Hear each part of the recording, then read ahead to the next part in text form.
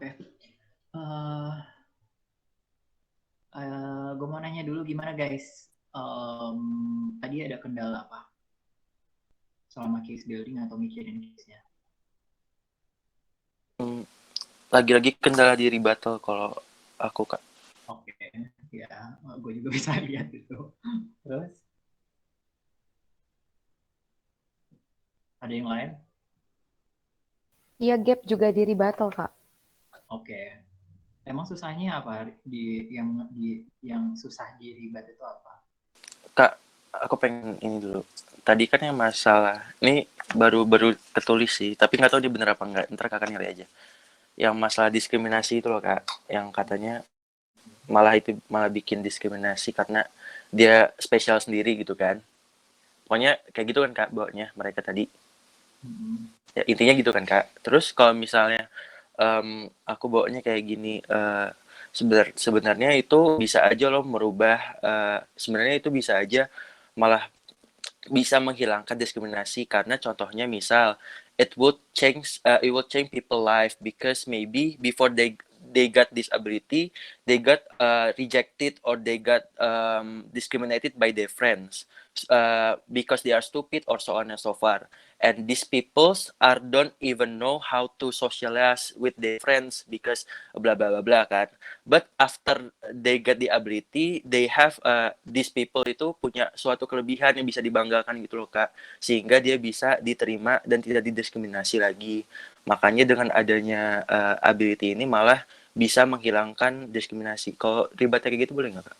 Hmm, Kalau menurut gue masih agak jumpy sih. Kenapa dia ujung-ujungnya kayak punya special apa namanya talent ini kayak mind reading ini kayak suddenly kenapa dia bisa socialize dan juga bakal bisa diterima. That's the case. Harusnya tapi menurut gue kalau misalkan ngomong masalah discrimination tadi, kalau that you can start ngomongin masalah, you can start nge-negate kayak discrimination itu apa namanya happens in a very various apa namanya reason. Itu satu, reasonnya itu banyak. Kedua, I think kayak discrimination itu juga apa namanya asumtif banget di government. Soalnya dia seolah-olah kayak apa namanya suddenly people kayak nggak mau deket-deket sama dia ataupun apa. But assuming kalau misalkan itu nggak terjadi, mereka nggak mau deket-deket sama apa, nggak mau deket-deket sama si mind readers ini. So therefore kayak proposal kita maunya di opposition kan maunya adalah mereka diutilize untuk menolong orang, ya nggak sih? The discrimination might happen, but the moment that we utilize this ability to help other people and they find the benefits out of it and they can profit from this particular ability, people will start to accept them and start to think differently. So there might be no discrimination at all after we utilize or use this ability for a greater good. For examples, we can use this misalnya untuk apa namanya misalnya tahu intentionnya politicians yang cuma kasih lip service doang padahal apa namanya di otak dia mereka cuma mau ngambil duit doang gitu loh dari society-nya. We'll be very grateful kan apa ya for society to know that certain politician is bad and they won't bother to vote this person anyway. Or maybe bisa dibawa ke case-nya lagi yang gede, like solving the case in justice system kayak gitu. Somehow we don't really find apa namanya solutions when in the status quo because we have limited capacity to reveal the truth. Maybe kalau misalkan kita punya mereka, it's going to be much more easier. Yada yada yada gitu. Menurut gue, ya yang kayak gitu sih bisa dipakai. Harus ada prosesnya dan ya the examples of it biar ada depictions ya biar jelas. Oke Kak. Oke, ada pertanyaan lagi nggak? Sebelum gua ke case-nya dan ngejelasin debatnya kayak mana tadi. Langsung jelasin aja Kak. Ntar Oke. pertanyaannya buat dia. So I think debatnya tadi itu agak pertama problemnya adalah masing-masing tim itu agak dismissive sama one another sih menurut gue. Jadi kayak kalian itu semua case-nya itu rata-rata focusing on your case only. Jadi kayak kalian nggak try to engage government itu sebenarnya maunya apa.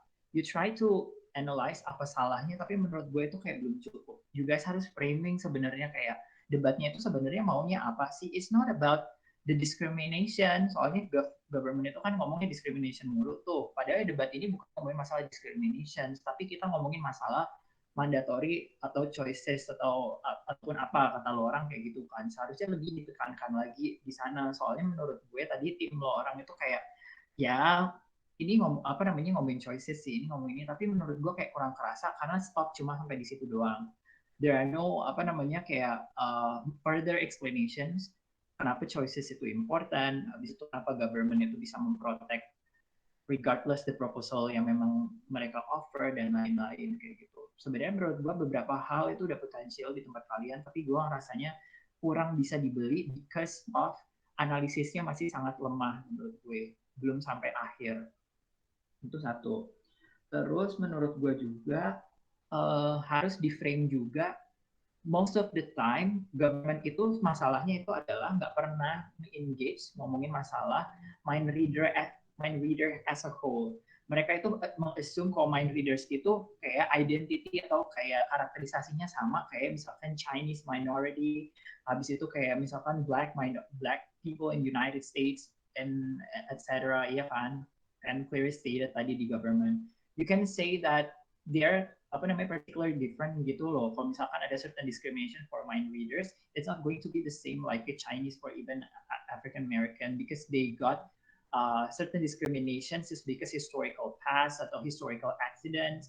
I think kayak ini lebih current, jadi kayak a form of discriminationnya itu beda atau kayak characteristics of the characteristicnya it's supposed to be different.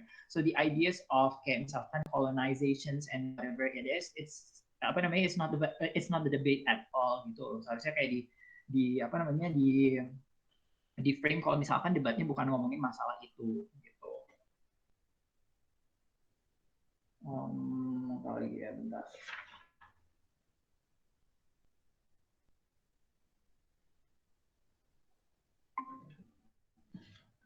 Nah, tadi bilang.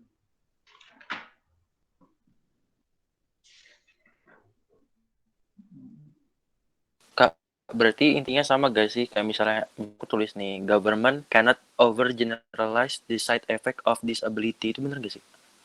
Kalau misalnya side effect, we're not really talk about side effect. Soalnya kan memang apa namanya di apa namanya di slide di konteks nggak terlalu diomongkan. I don't think it's strategic ngomongin masalah effect, tapi kayak kita langsung aja ngomongin masalah mind readers-nya ataupun kayak capacity-nya apakah harus di-erase mandatory atau enggak gitu.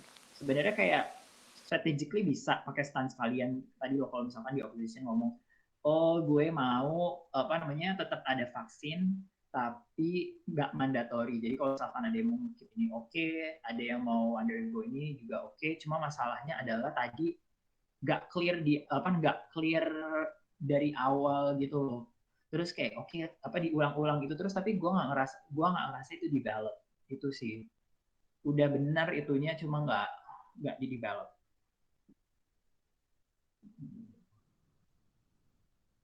Terus kayak kurang bisa balikin ideas-nya lawan kalian. Lawan kalian itu kan highly exploitative sama ideas of politicians yang bakal using this, ya nggak sih?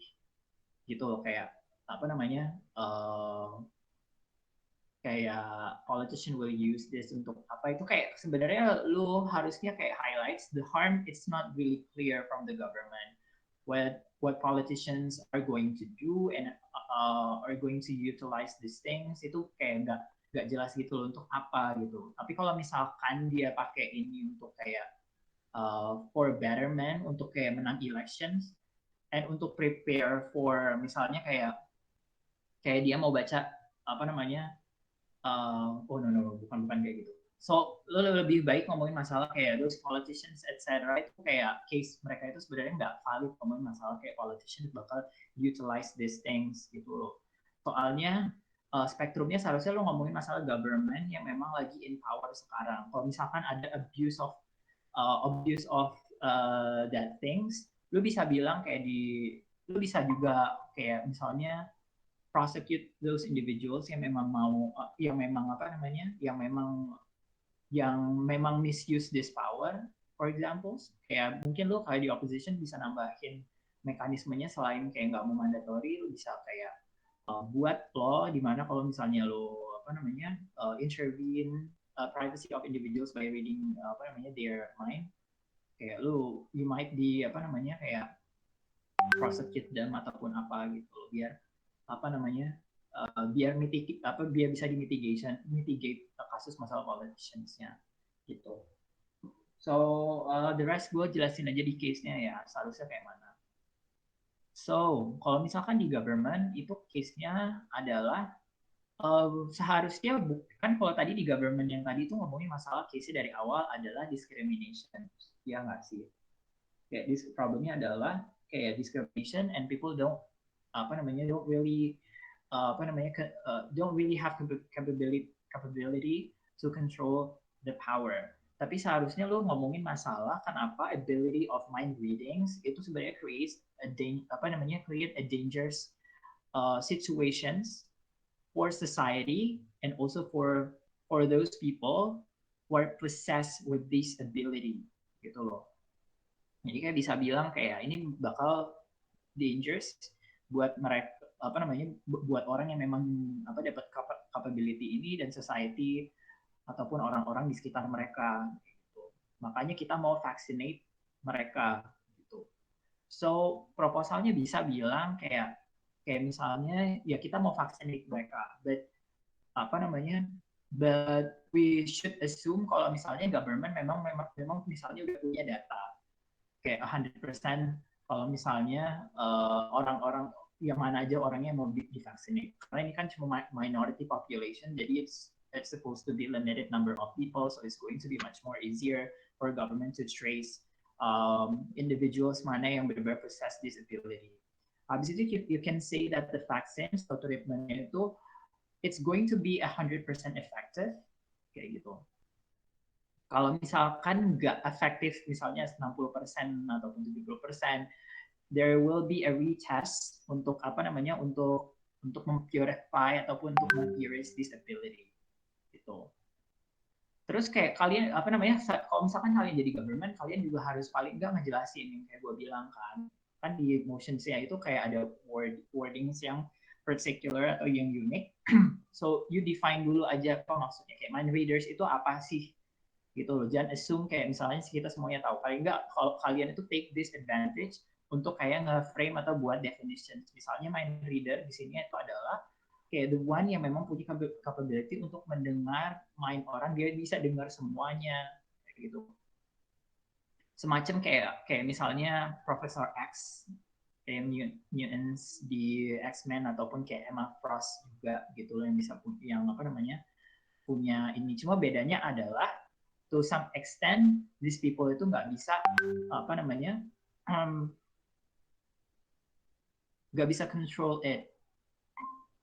To some extent these people itu nggak bisa turn it off ataupun mengcontrol capability-nya kayak gitu. Makanya kayak lo harus vaccinate dia.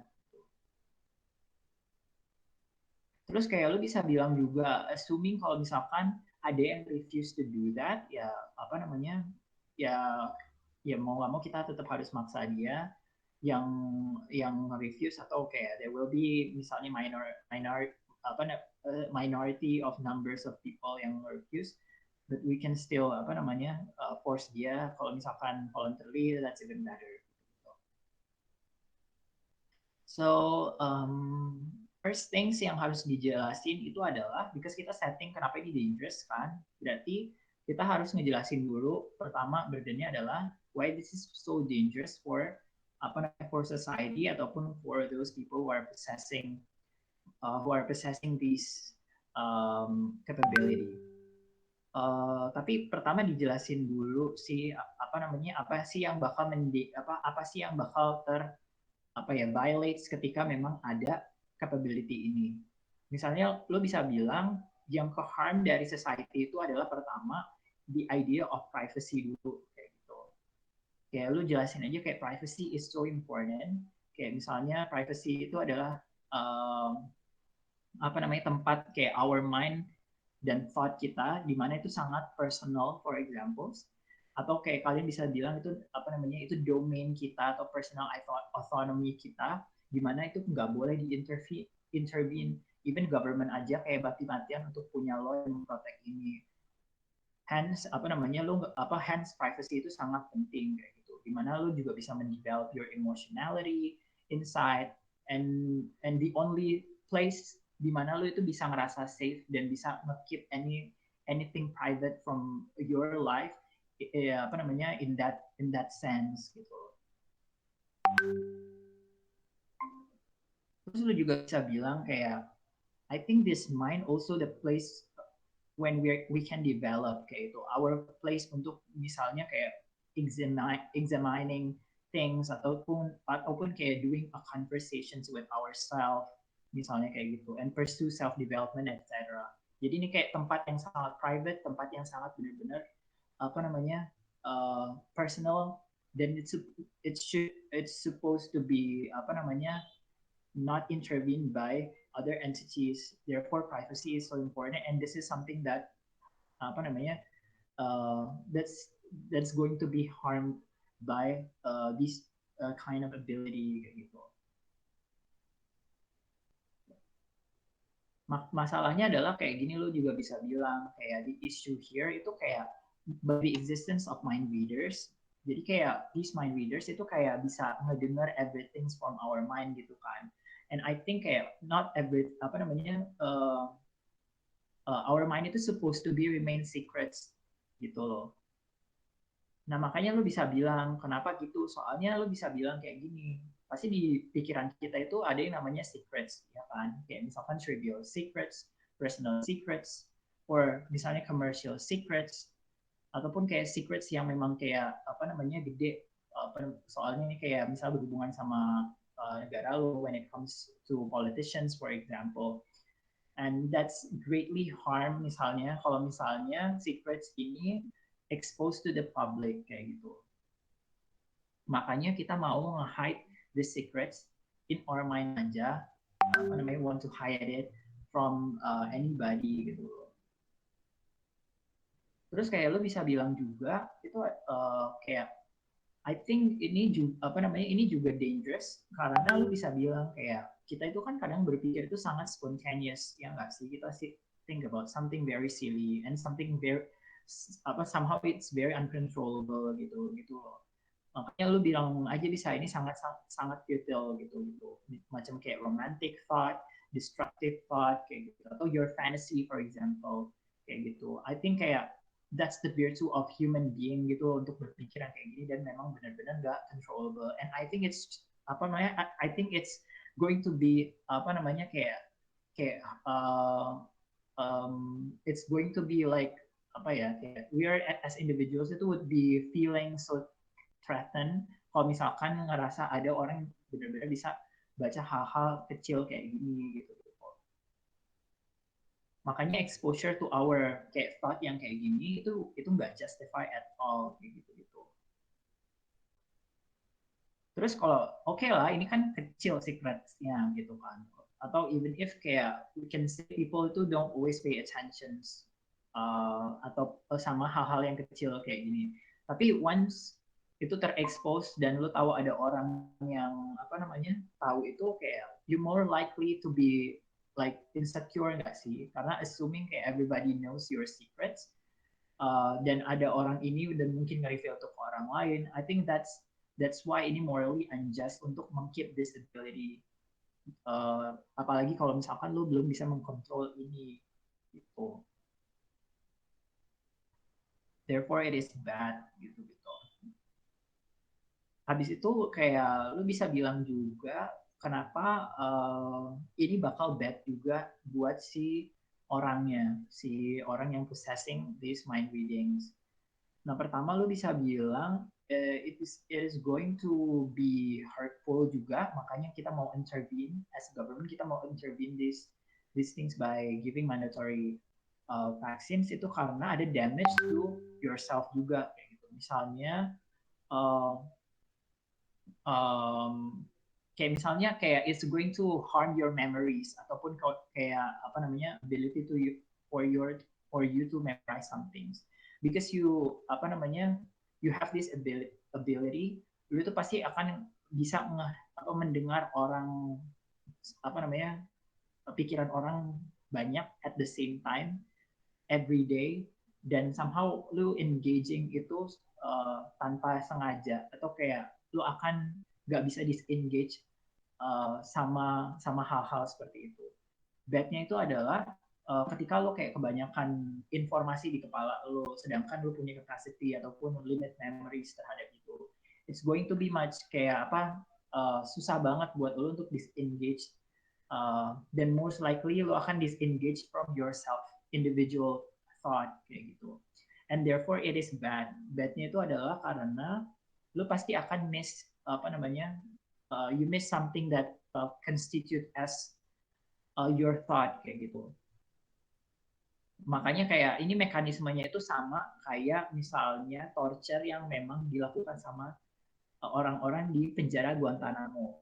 Ketika apa namanya kayak orang-orang di penjara Guantanamo itu kan dikasih radio terus kayak sounds yang memang apa namanya constantly didengerin terus dan mereka nggak bisa distinguish from it dan itu benar-benar kayak ngasih self destruction terhadap orang-orang ataupun kayak prisoners di apa namanya di Guantanamo kayak gitu yang ujung-ujungnya resultnya adalah these people itu kayak losing themselves ataupun kayak their mental health itu disrupted gitu loh. Jadi kayak you need to explain why apa namanya these types of things itu sama di apa disability gitu.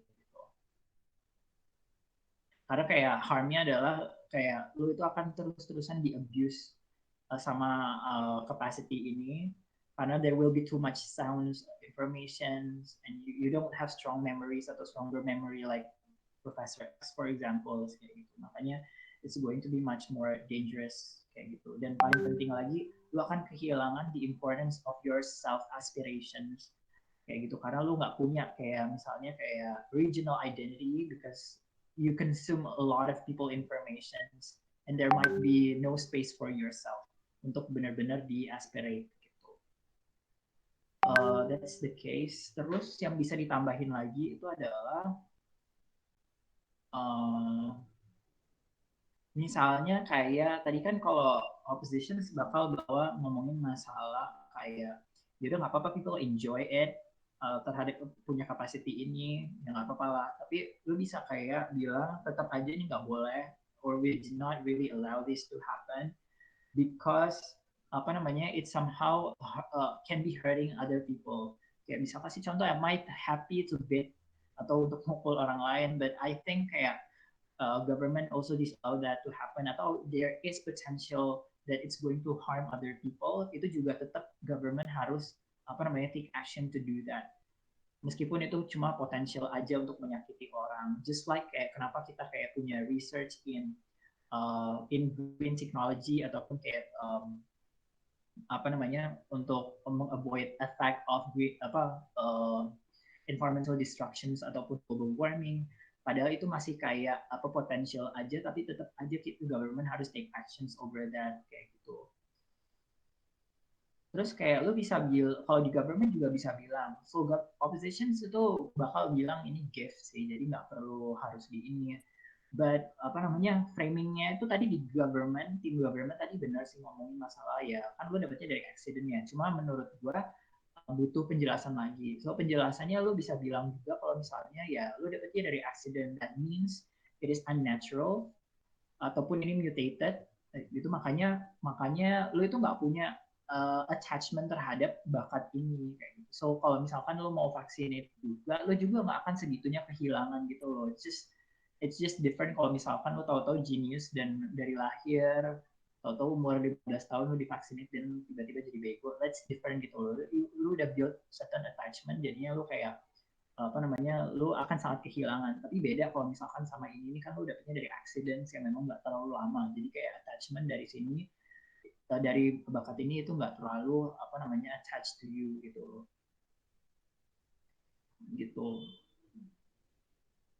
terus kayak masalahnya juga lu bisa bilang kenapa government harus take action dari sini, karena kayak lu bisa bilang kayak people itu nggak bisa mengkontrol ini, therefore people are scared, not only society but also people who are possessed this.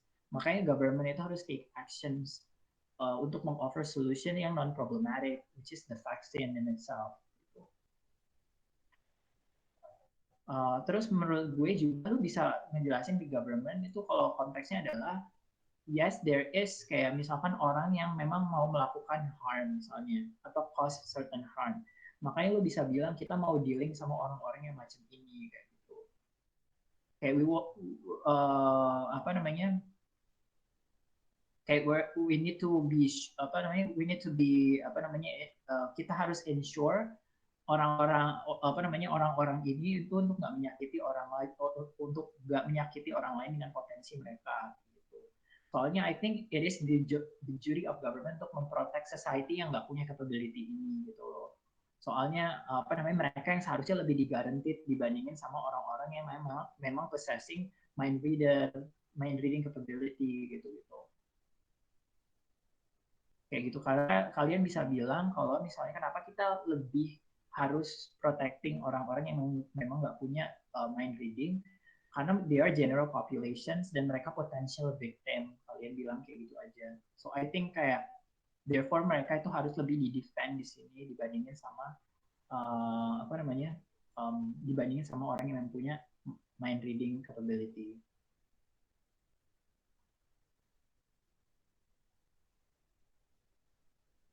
Terus kalian juga bisa bilang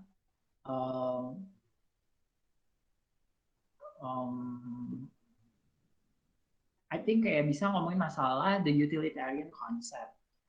Misalnya utilitarian concept itu adalah kalau misalnya kalau misalkan kalian sering dengar itu kayak you sacrifice a group of people for greater good of society. Jadi kayak lu bisa bilang konsep itu sih menurut gua nggak apa-apa men-sacrifice a small group of people in this case, which is the mind reader, for the majority of society yang memang afraid dan juga kayak prone to be a victim in this case. I think kayak they are also the one yang memang kayak proposing a threat, makanya mereka itu harus lebih difokusin ataupun harus get vaccinated in this case. I think this is also the same kalau misalkan lu mau apply ini ke justice system misalnya. Di justice system itu juga kayak focusing sama potential victims kayak gitu-gitu dibandingin sama orang yang memang punya capacity untuk mengharm other people. I think kayak that's why it is important to protect individuals and using kayak utilitarian concept in this debate.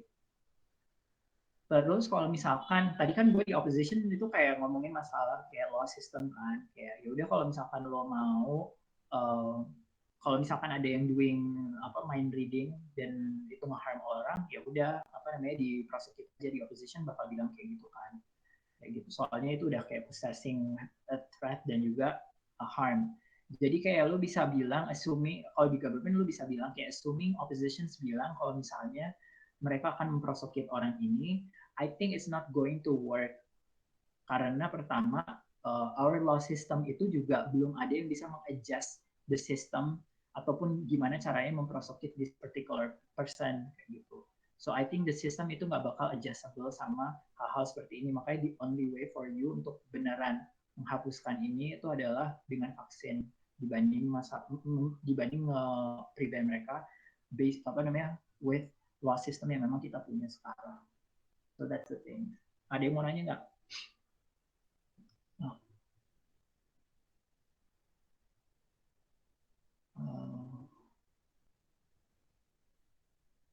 Halo guys, ada yang mau nanya? Tadi yang utilitarian konsep tuh gimana Kak tadi?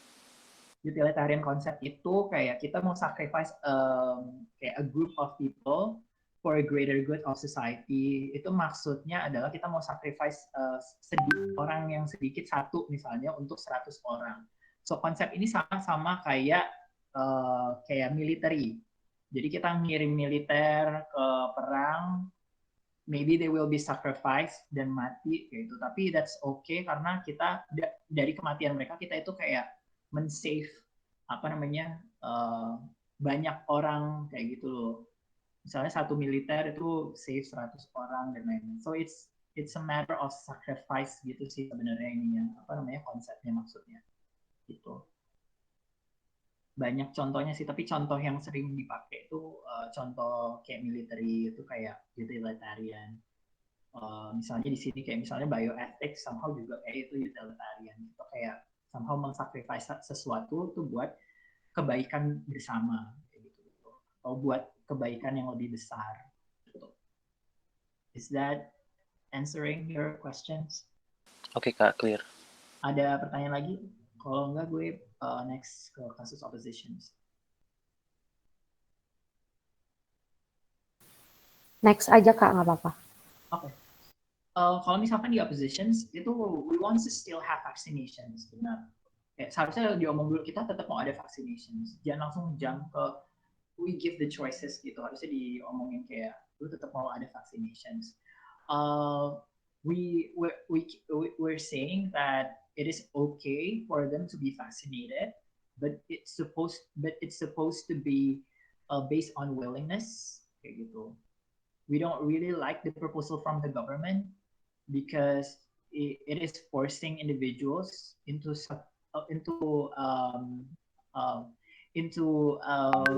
getting vaccinations, which ini violates the rights of individuals atau choices mereka, atau ini violates juga masalah kayak privacy mereka sebagai mind readers misalnya. Nah terus kayak proposalnya dijelasin misalnya kayak kalau misalkan ada harm ya udah we still have law enforcement. Kalau misalnya mereka possess harm ya kita bakal tetap ada law enforcement dan bisa judge mereka atau punish mereka. Kalau misalnya mereka berbuat kesalahan, for example like fraud atau kasus-kasus kayak penipuan kayak gitu, etc. Kayak in status quo kayak kita mempunish orang kalau misalkan mereka punya intention yang buruk gitu aja. Kalau misalkan mereka memang udah terbukti punya intention yang buruk, kayak we can punish them. But what we don't really but kayak lu bisa bilang mereka itu cuma possessing capabilities atau certain capability, so we don't really need to punish them atau we don't really need to vaccinate them anyway misalnya. Karena lu bisa bilang ngejelasin pertama itu adalah kenapa kayak having this natural capability is not something that needs to be vaccinated ataupun needs to be kayak judged or punished gitu. Karena lu bisa bilang having natural capability is not a liability atau it's not sesuatu yang memang lo harus ashamed of ataupun kayak harus dipunish gitu. Misalnya kayak lu bilang aja ini sama-sama orang kayak tadi misalnya udah si argumennya kayak ini sama orang yang memang punya natural born talent. Itu natural born talent itu yang kayak mana sih ya, kayak lu lebih pintar, lu lebih stronger than others kayak gitu. Ya ini sama kayak lu ternyata bisa membaca pikiran orang, kayak manipulate emotions, read them like kayak misalnya psychologists atau even better than psychologists gitu. Makanya I think kayak the logic is the same ketika dimana lo having opportunities ataupun job because lo lebih pintar dari orang lain atau orang lain may suffer ataupun orang lain bakal tetap other people itu may suffer because they don't get the job atau they don't really get the talent that you have kayak gitu misalnya. Nah lo bisa bilang kalau ada people suffer because of this, we think that's fine karena we do think based on kayak consequences of our actions misalnya kayak gitu. Jadi setiap decision yang kita ambil itu pasti ada consequences of actions yang memang meng-cause other people's lives. For example, kayak misalnya kita go to schools, yang tersacrifice siapa ya? Orang tua kita misalnya kayak gitu yang harus kayak banting tulang nyari uang, for example. Ataupun ketika memang lo ngambil misalnya masuk university gitu. Jadi kayak lo masuk ikut tes dan lain-lain, tapi tetap kan kalau misalkan lo enter university ada yang tersacrifice which is orang yang nggak pass tes dan lain-lain. So that's totally normal kayak gitu. Terus kayak lu bisa bilang juga kayak an advantage of other people doesn't constitute a reasons for a states to intervene against human body. So I think kalau misalkan lo kasih vaksin terhadap orang-orang ini juga violation terhadap bodily autonomy of certain individuals kayak gitu.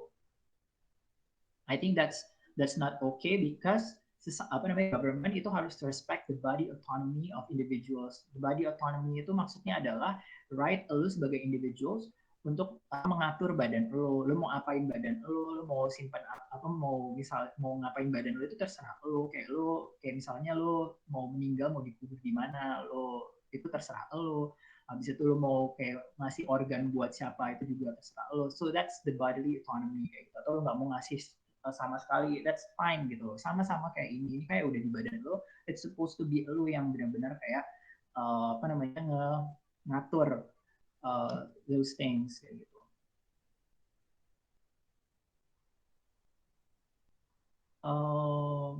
Terus kedua lu bisa bilang juga, I think ketika people itu udah possess this ability, itu juga right of individuals to keep these things ataupun untuk memaksimalkan potensi mereka atau mendapatkan benefits dari sini. It's just like intelligence kayak gitu loh. People to use abilities mereka to gimana ya bahasanya?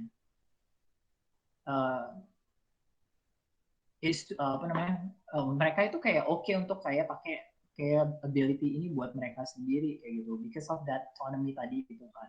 I think it's okay juga for this mind reader untuk achieve larger extent of benefits atau success by their capability gitu. I think kalau misalkan by this mereka bisa sukses, therefore they are going to be kayak feeling so happy gitu kan ya. Maybe they can achieve something atau mereka bisa make a profit out of it. I think it's going to be fine and grateful for these individuals. I think ketika memang ada vaksin ini dan itu mandatory, lu bisa bilang berarti government itu took the happiness of people gitu. Nah, lu bisa bilang dan jelasin kenapa important banget sih happiness ini buat these people yang memang possess mind reader's talent. Kalian bisa bilang kalau misalnya maybe these people experience sebelumnya dia itu sebagai orang yang memang talentless dan biasa aja. Mungkin mereka miskin, mereka itu kayak kayak underused dan nggak functioning member of society. Once mereka punya potensi ini dan mereka jadi orang yang functioning, I think kayak itu nggak apa-apa dan government harusnya kayak support itu instead of kayak take away that happiness from them gitu. I think kayak from their proposal juga kayak kalian bisa bilang government itu juga cuma ngasih standar yang mana yang lebih severe dan dangerous to other people. Padahal I think kayak it's unjust loh kalau misalkan lo ngasih standar ini ke orang-orang ini yang padahal dia itu cuma kayak potential harm aja, which is belum ke proof kalau misalkan itu tangibly harmful to other people kayak gitu. Makanya lo bisa bilang government itu nggak boleh ban sesuatu just because ada harm atau risk to kayak to society atau to third party gitu. Makanya lo bisa bilang juga kayak every decisions of government itu harus diambil dari hal-hal yang memang lebih kompleks lagi. Lo harus mengonsider sebagai benefitsnya apa. Lo nggak boleh cuma mengconsider masalah kayak harm dan juga perspektif dari third party-nya aja gitu. Apalagi kalau misalkan lo ngomongin masalah si mind reader ini. Let's assume kalau misalkan kita vaksin mereka. That means lo itu nggak vaksin mereka berdasarkan konsen mereka kan, kayak gitu. Jadi itu harmful buat mereka karena misalnya dia bisa dapat profit out of it, tapi karena lo vaksin mereka jadi nggak dapat nggak dapat profit from it gitu. Jadi ujung-ujungnya yang terharm nggak cuma kayak individuals ini yang punya yang punya ability untuk mind reading, tapi orang-orang di sekitar dia misalnya kayak families-nya karena akhirnya karena dia nggak bisa provide ataupun take profit out of it, jadi mereka nggak bisa provide family-nya kayak gitu. Jadi kayak harm ada multiple effect ketika lo benar-benar ngasih vaksin ke orang-orang ini. Analoginya lu bisa ngomong kayak misalnya lu misalnya nggak ngambil higher degree in education, lu jadi unemployed, terus lu malah dangers the situations of your life dan juga orang-orang di sekitar lo gitu. Makanya lu bisa bilang kayak there always a consequences gitu that somehow we are not aware of that. Terus makanya kita nggak bisa kayak langsung kayak tembang rata ataupun kayak generalize kayak kalau ini dangerous, sedangkan other people itu punya priorities ataupun punya autonomy yang mereka harus achieve sebagai ultimate goal mereka in life.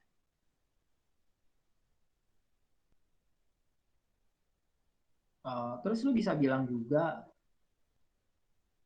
ada benefits juga, misalnya kayak lu bisa bilang kayak tadi kan gue bilangnya benefits di justice system kayak gitu. I think kayak ini important karena kayak banyak banget kayak banyak kasus crime ataupun kayak ya crime lah itu nggak bisa diselesaikan sama sistem yang kita punya sekarang, injustice system, because kayak kita tersentak sama yang namanya evidence ataupun testimoni, people are not telling the truth gitu loh. Kayak proses of interrogations itu ada di status quo, but people are tend to lie something to protect themselves. Jadi makanya banyak kasus-kasus crime ataupun kayak justice itu nggak bisa di-achieve di status quo. Kayak misalnya contohnya kayak rape case ataupun racism atau any case lah yang susah banget dipecahin sekarang kayak gitu. Now kalau misalkan kita benar-benar utilize ini, itu ada kayak degree of utility gitu ataupun ada advantage dari ini untuk memecahkan case-case yang memang benar-benar susah dipecahin di status quo. Kayak tadi misalnya. Jadi I think the benefits selain kayak kita bakal mecahin kasusnya, it's going to improve the accountability misalnya kayak gitu di kasus-kasus kasus-kasus masalah crime dan justice system itu gitu. Terus lo bisa juga bilang ini juga bakal improve the accountability for the politicians tadi. Kayak misalnya politicians itu kan tend to manipulate us gitu kan ya, gak accountable ataupun gak transparan gitu kan. Mereka mau apain itu, mau anything they do itu biasanya kayak based on their ill intention untuk dapat profit. Jadi I think kayak this capacity of individuals to mind reading itu bisa dipakai untuk kayak improve accountability ini gitu. Jadi kayak politician itu bakal aware misalnya kalau misalkan ada mind reading ini kayak I will be kayak in a threat juga nih kalau misalnya gue ketahuan kalau gue punya intention yang buruk kayak gitu, and people can be really easy to trust this person because they have more ability to read to read our mind and know the real agendas itu gimana. So I think ini akan memprevent orang-orang untuk punya ill intention, atau kayak orang kalau misalnya lu politician dan lu misalnya memang nggak jujur, mending lu nggak usah ini aja apply, soalnya the threat is so big, and I think that's going to be preventable in our side of the house. Itu terus lu bisa bawa lagi ya. Kalau misalnya Gov tadi kan bahwa these people are going to be experimented, jadi mereka akan dijadiin eksperimen. I think that's okay sih. Lu bisa balikin juga, mereka nggak apa-apa lo di-exploit gitu loh. Soalnya ada degree of utility, ada kayak ada benefits-nya kayak gitu loh. Tapi ini kayak prinsip utilitarian juga yang gue bilang tadi di government. Kalau di opposition itu lo bisa bilang ya udah nggak apa-apa di eksperimen kayak gitu. Soalnya kita ngerasa mereka punya ability juga, dan I think kayak ini juga nggak apa-apa kalau misalkan mereka tersacrifice in the process, karena ini juga pakai utilitarian calculus atau principles kayak gitu. Jadi that's okay misalnya kayak gitu.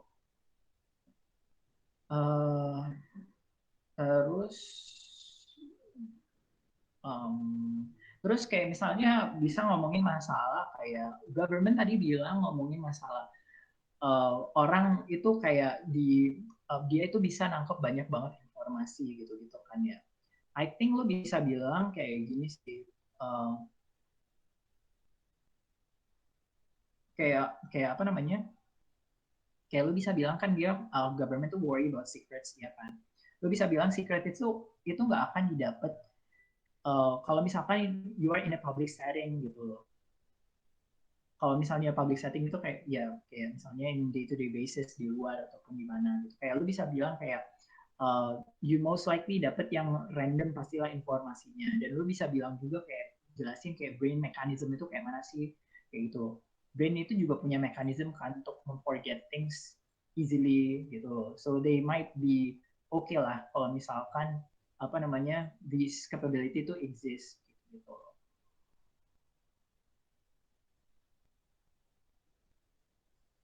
Gitu. Jadi kayak I think kayak it's not going to be burdening for these individuals yang memang punya possession. Jadi terus kedua orang-orang juga nggak akan pay attention terhadap ini gitu loh.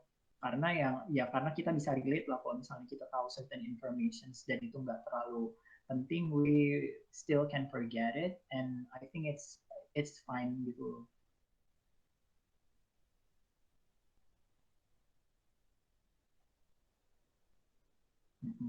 Udah sih menurut gue itu aja kalau misalnya kasus apps. Ada yang mau nanya?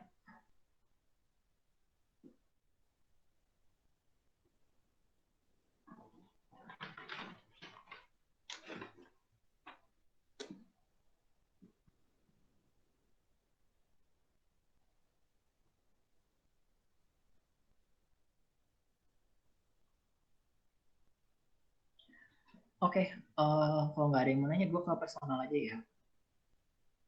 Si suara gue audible nggak, Gap?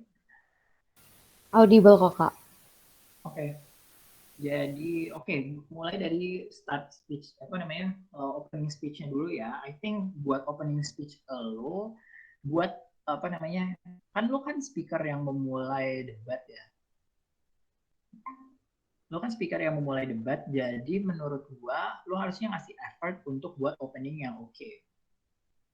Ataupun yang kayak lumayan engaging gitu loh, dibanding kayak apa namanya, uh, kayak tadi kan lo kayak I'm going to tell you my rebuttals, habis itu apa, tapi menurut gua lo masih bisa lebih mengimprove opening lo. For examples like kayak ladies and gentlemen, misalnya before going on to my rebuttals and my case, like to define something that propositions were missing in this missing in this debate. Kayak misalnya Sabtu, I don't think that they focusing on mind readings, because all the things that they talk is about minorities and how minorities needs to be protected. I don't think that's the debate. Second, I think the case needs to focus on the ability of these people, whether or not it's going to be utilized, and how it's going to improve the problem in the status quo, and to find a problem solving to case that is really that is deadlocked. For example, like the law systems or other things. So we agree that vaccinations can be employed, but we think that the it's still based on the choices of individuals in whether or not they want to get vaccines. I don't think that forcing individuals into mandatory vaccines is justifiable, since we assume that this context of this debate is in the liberal democratic society, which misalnya kayak lu bilang aja kayak uphold the idea of rights of people and respect the bodily autonomy and choices of other people. Therefore, it's very important, and that's the stance of the oppositions, misalnya kayak gitu. Baru kayak misalnya kalibat lo ngomongin masalah discrimination tadi kayak gitu ataupun apa. So let's engage to their case, misalnya kayak they talk about mental health, kayak mental health-nya di government bisa bilang kayak it's not really clear what they really want to talk, kayak misalnya mental health yang macam apa, or it's going to be much more destructive. But kalau misalkan lo ada rasa misalnya kayak, but let's assume that's true, that people are feeling so depressed about this apa namanya about this ability, they will have the incentive to go to get a vaccines kayak gitu loh, because they cannot really they can handle this harm and torture anymore kayak gitu. Jadi kayak there always a natural incentive to do that if you say that it's going to be torturing kayak gitu.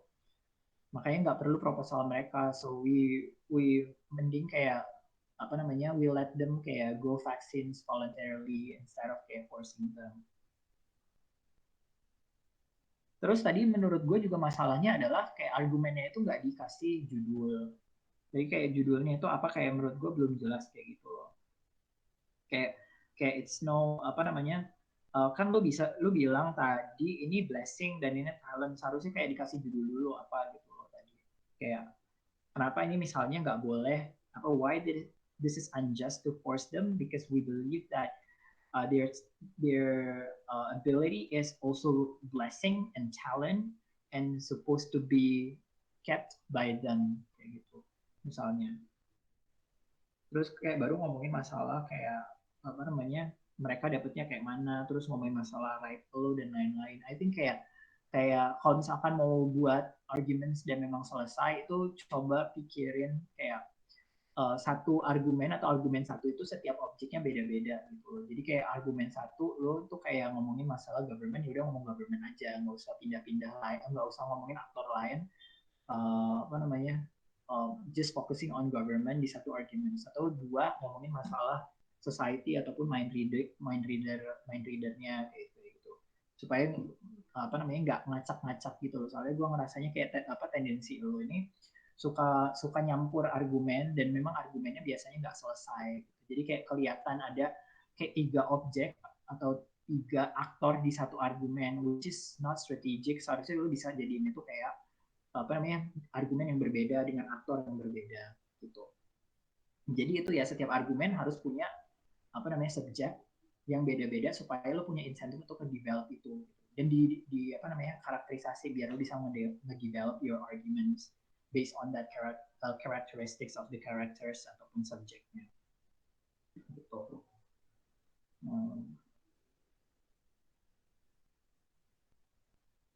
Terus I think kayak to avoid conflict-nya itu juga masih jumpy ya. Kayak gimana sih avoiding conflicts? Gue pertama nggak ada penjelasan what kind of conflicts.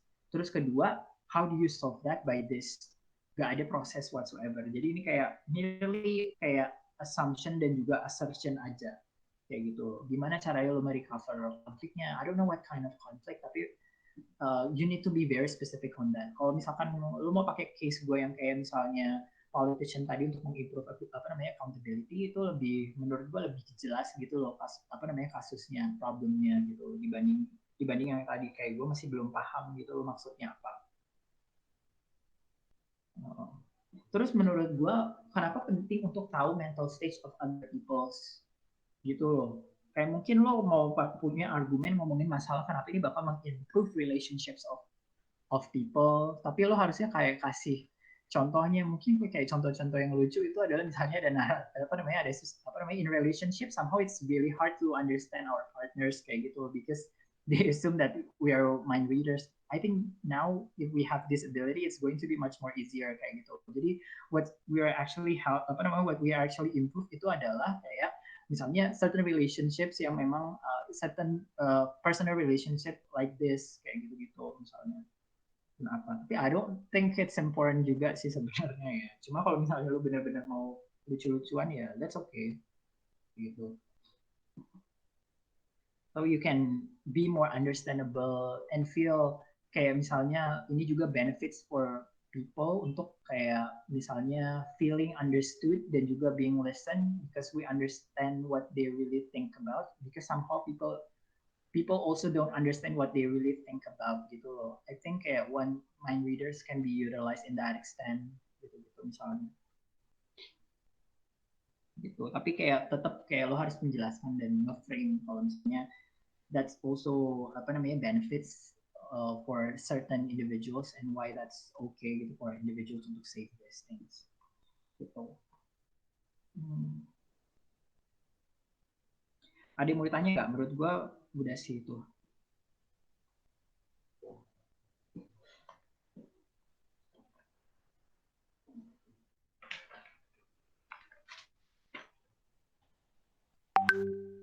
Ada yang mau tanya? Gap? Wait Kak, cari notes-nya dulu tadi, bentar. Oke.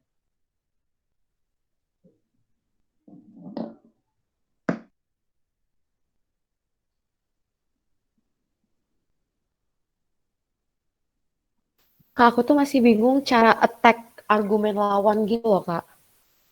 Cara attack argument lawan. Bingungnya kenapa? Kayak susah nemu poinnya di mana gitu loh, Kak, untuk yang benar-benar ngejatohinnya gitu. Oke, it takes practice sih sebenarnya. Tapi gini sih kalau misalkan dulu, kalau cara gue ya, pas dulu baru-baru itu kan gue sering nanya juga gimana. Jadi biasanya kalau gue sih punya template. Kalau dulu template gue itu adalah berapa banyak argumen dia itu banyak banyak rebuttal gue juga gitu. Jadi misalnya argumen dia ada dua, jadi gue fokus akhirnya dua, oh ini dua argumen ini yang diomongin kayak gitu. Jadi gue fokus kayak ke premis dia yang paling penting di debatnya, paling penting di ininya. Jadi kayak lo dengerin aja assertionnya, biasanya assertionnya itu kan jadi basis premis dia. Nah lo kayak mati-matian aja mengattack dan mikirin gimana caranya lo menghancurkan itu gitu loh. Itu kalau kalau gue dulu sih kalau misalnya ini ya. Tapi somehow kayak ada sih argumen yang memang nggak penting gitu loh, tapi tetap di engage aja dan lo kayak engage apa atau riba tetap di ribat atau di engage aja tapi kayak seperlunya aja, jangan lama-lama gitu. Kalau misalnya argumennya bagus ya takes more time untuk kayak cara ngancurin argumen ini gimana gitu. Itu cuma kalau misalnya kayak setup dan lain-lain biasanya itu gue jadiin bahan buat clarifications instead of kayak apa namanya, instead of arguments lawan yang gue jadiin clarification. Tapi sebenarnya sih tergantung lo stylenya mau kayak mana. Tapi dulu gue kayak gitu kalau misalkan baru-baru ya template-nya kayak gitu aja sih biar lebih gampang dan gue ngerasa kayak apa ya, kayak gue lebih secure aja gitu loh. Jadi gue sebagai first speaker udah ada apa namanya rebuttals kayak gitu. Is that answering your question? Emang agak susah Iya, sih, Kak. takes practice on that. Oke. Misalnya lo DC-nya udah langsung pakai assertion dia ataupun pakai juga arguments dia aja. Biar kayak kelihatan engaging, pakai wording dia juga. Tuh. Terus ya, Kak, kan kadang lawan itu ngejelasin argumen tuh kayak banyak banget gitu kan, Kak. Nah, kalau misalkan kita cuma fokus ke assertion mereka gitu, sebenarnya bisa nggak sih, Kak? Atau sebenarnya tuh Bisa salah? aja kalau misalnya bisa aja kalau misalkan itu penting ya. Sebenarnya yang paling penting di debatnya itu belum tentu di assertion-nya sih. Makanya lo harus dengerin dulu apa misalnya maksudnya apa gitu. Ada tipe-tipe debater yang memang kayak langsung attack assertion-nya, atau ada yang kayak mengconclude gitu loh, kira-kira dia maunya apa di arguments mereka, what they really want, biasanya kayak gitu ininya apa namanya, uh, cara memulai mereka untuk kayak ngeribatnya gitu. Gitu. Kalau misalnya banyak banget sih jangan confuse. Sebenarnya itu strategi mereka untuk membuat kita confuse, makanya lu tetap harus fokus. Gitu. Jangan kayak overwhelmed, nih banyak banget mana yang gue harus libat. Dulu gue juga sempet kayak gitu juga kayak baru-baru. Cuma akhirnya kayak mentalitinya adalah yes lo harus ngeribat, tapi lo nggak harus ngeribat semuanya. Lo nggak punya obligasi untuk ngeribat semuanya. Ngeribat yang memang penting-penting aja. Gitu. Jadi mau sebanyak apapun case-nya atau example-nya yang mana, fokus sama hal yang memang paling penting dan harus diribat. Gitu. Soalnya kayak gimana ya, dulu kayak pelatih gue juga bilang kayak mau sebagus apa argumennya, mau sekompleks apa pasti bisa, masih ada bolongnya dan juga masih bisa diribat sih. Atau kayak dulu juga pelatih gue juga bilang kayak yang di attack itu logiknya, jangan example-nya gitu. Soalnya kayak kebanyakan orang itu juga yang baru-baru misalnya ya, kayak ke example-nya doang. Logiknya dilihat kira-kira dia kayak kayak apa namanya, kayak make sense apa enggak, dengerin lo kayak lo be skeptical aja kalau misalkan dengerin lawan lo ngomong, jangan percaya langsung gitu. Itu sih kayak apa namanya, lo harus ngasah juga biar biar kayak apa namanya, biar tajam gitu. Ada lagi nggak?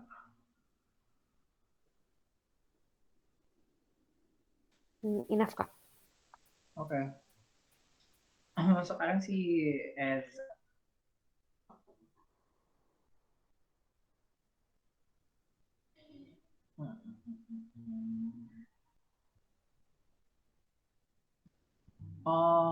I think kayak openingnya menurut gue lumayan, tapi tapinya itu adalah lebih kepada apa ya, kayak gue agak kurang convince karena gimana sih, gue nggak ngerasa kayak kayak kayak apa ya, kayak ada sense di mana ini penting gitu loh, kayak kan bilang kita itu mau ngasih options itu bukan offer. Jadi kita ngasih options ke mereka apakah mereka mau ini atau enggak. Tapi menurut gue seharusnya dijelasin lebih gitu loh. Optionsnya kayak mana, dideskripsiin situasinya gimana, when kapan orang itu bisa mengambil options ini, kapan orang nggak apa untuk nggak ngambil options ini gitu. Soalnya I think kayak these assertions atau clarification it's good, cuma menurut gua akhirnya kayak sama aja gitu loh sama first speaker lu. Soalnya first speaker lu juga udah ngomong masalah options gitu kan ya. Gitu. Atau kayak lebih lebih offensive lagi. Misalnya lu kan tadi udah ngomong mereka itu nggak pernah fokus sama kita options kita gitu. Jadi kayak lu bisa bilang I think options atau giving them options is important. Itu juga kayak itu juga kayak pertama respecting ataupun in line sama ideas of democracy, just respecting the choices of individuals, and we as government need to give options to individuals. For kayak we don't want to be a dictator kayak gitu loh, kayak kita nggak mau ngasih mereka, we just force them to do something that we think is right. We don't want to be like that. Ataupun kayak lu bisa bilang kayak option ini gives the people time to think apakah mereka itu beneran mau ataupun enggak. Somehow they need time to rationalize apakah mereka butuh disability ataupun enggak gitu loh. So I think it's going to be beneficial for them to take time and to think whatever decision they want to make. In the end, kalau misalkan mereka mau ngambil, oke, kalau enggak ya udah. Maksud gue kayak you need to be clarification is supposed to be clarified, clearing things kan. Jadi kayak ya itu menurut gue kayak kurang sense di mana lo mau clarify something in your clarifications. Nah, I think sama problemnya sama si Gap, kayak judul argumennya itu gak jelas maunya kemana. What kind of directions case lo itu mau kemana. Kayak lo kan ngomongin masalah, mau ngejelasin masalah likelihood-nya kan ya. Kalau misalnya orang itu ngerasa disturbed and enjoy to it. Nah, menurut gua seharusnya lo bisa mengextend ngomongin masalah kenapa kalau people enjoy and bisa utilize atau memonetize ini itu oke.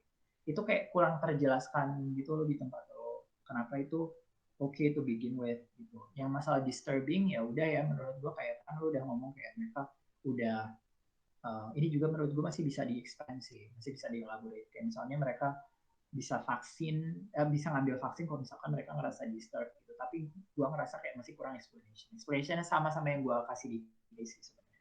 Kayak yang enjoy ini juga sama kayak kenapa ini boleh di monetize dan kenapa kalau misalkan lo nggak monetize itu jelek dan kenapa itu taking your happiness. It's basically the arguments yang memang mau yang gue kasih tadi. So I think it's lacking in elaborations dan juga the point that you can maximize it gitu.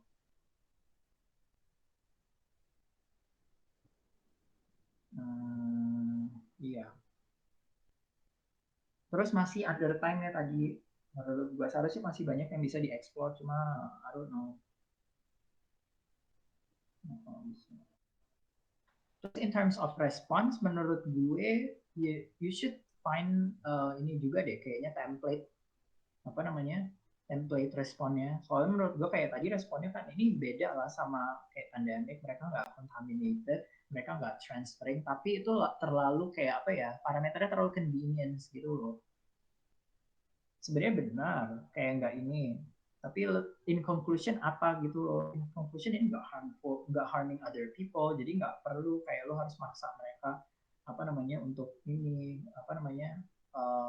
vaksin kayak gitu, atau kayak ada harm tapi itu juga masih potential. I think government nggak bisa kayak buat vaksin dan maksa orang landasannya cuma buat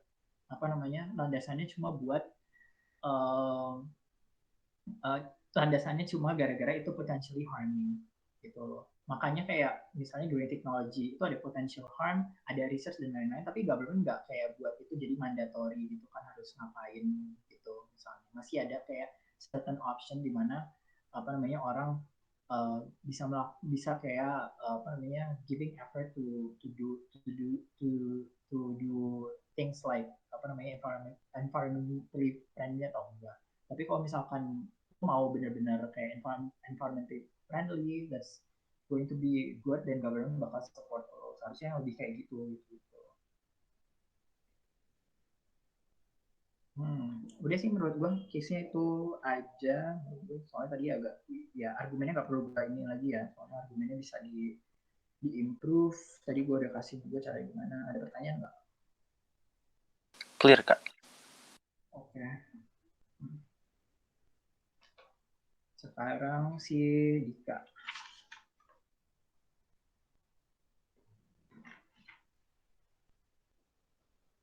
Si Dika ya. I think problemnya di elu itu adalah tadi kayak lu bilang ada kelasnya, tapi gue nggak tahu sih, bukan nggak tahu nih. Maksud gue gini, pertama problemnya adalah masih repetitif, masih ngulang dari first speaker lo dan second speaker lo. Jadi gue belum nemu fresh analysis di kelas lo dan kenapa itu kayak penting gitu loh. Meskipun kayak lo mau mengglorify ataupun kayak mau pakai argumen lawan apa namanya kawan lo lagi, itu it's supposed to be gimana ya, paraphrase, tapi itu juga harus lebih bagus wordingnya. Dan menurut gue tadi masalahnya itu nggak ngasih additional value because it's not kayak paraphrasing dan masih kedengeran sama banget sama ini apa namanya sama punya kawan lo. Harusnya bisa mulai dari misalnya ayo gue lihat kasusnya juga.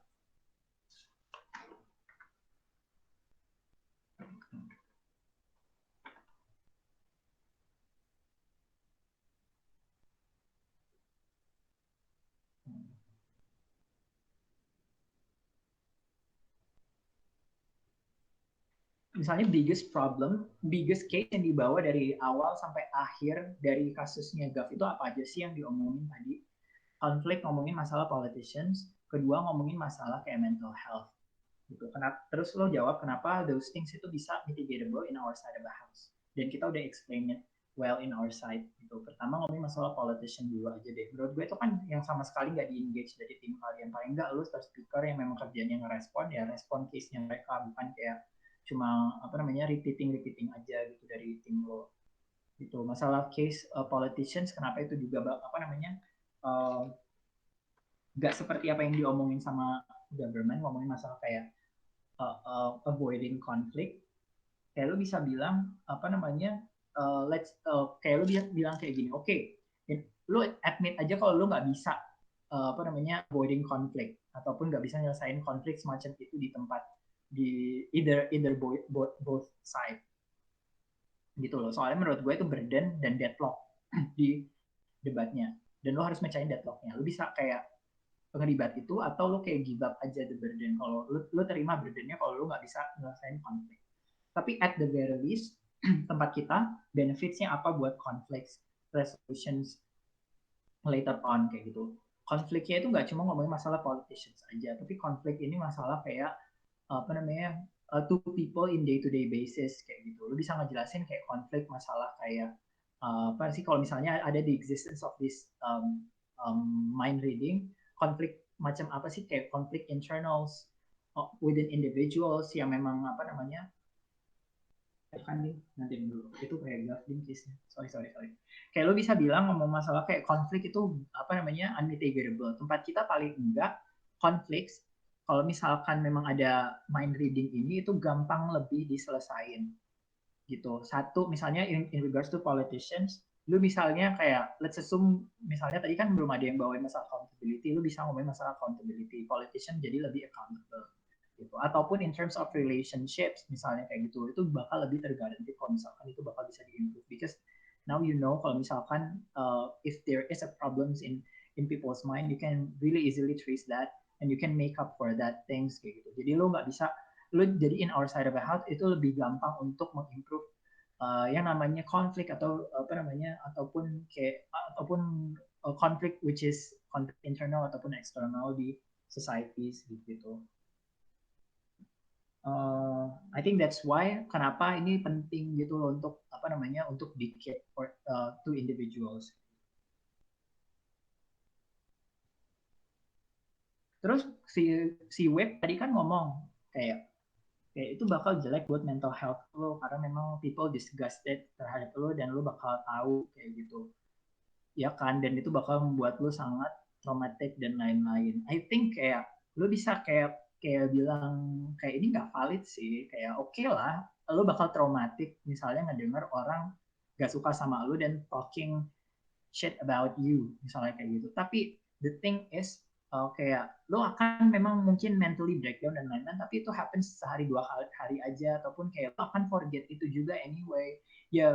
We do hear shits about us gitu loh, atau kayak we know kayak people talk behind our backs all the time, but it doesn't mean that kayak orang bakal langsung breaking down dan bakal apa namanya bakal bakal avoid things like this, ataupun kayak kita langsung kayak ngilangin ability kita just because people talk shit about us kayak gitu misalnya. I think that's kayak apa namanya kayak I think that's silly gitu loh pokoknya kalau misalnya lo bilang kayak gitu. It's completely not true gitu. Jadi kalau misalkan lo concernnya adalah mental illness dan lain-lain, I think di tempat kita itu juga banyak mekanisme untuk mengkater mental illness, ataupun kayak ketika lo memang ngerasa breakdown dan lain-lain, you can simply talk to other people, you can simply talk to psychologists dan lain-lain kayak gitu. Those things itu udah provided, dan I don't think kayak ketika orang ini punya mind reading dan mereka apa namanya ngerasa breakdown, you just go to the doctors ataupun psikolog yang memang kayak bisa ngebantu lo kayak gitu. Don't keep it with yourself misalnya gitu. I think kayak apa namanya case yang mereka khawatirin itu easy to solve sebenarnya.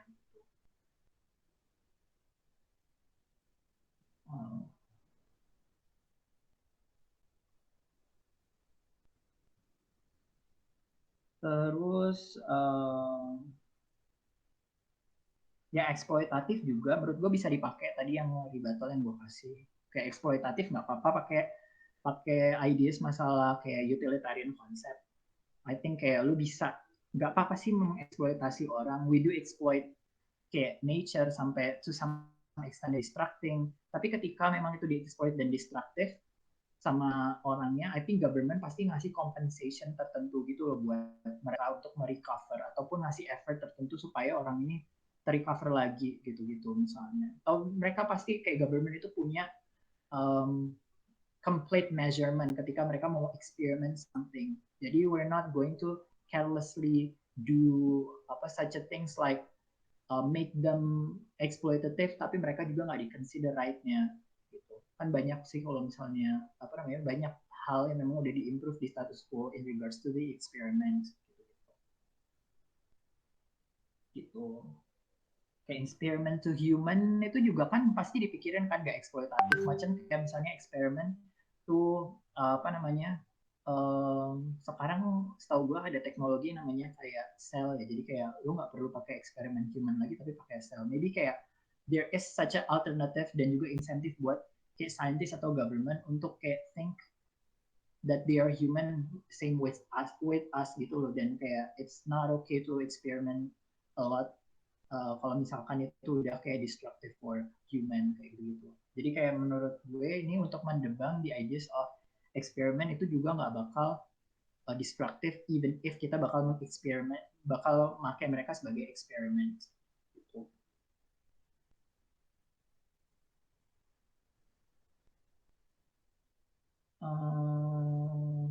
Terus ada yang bisa dilibatkan ya?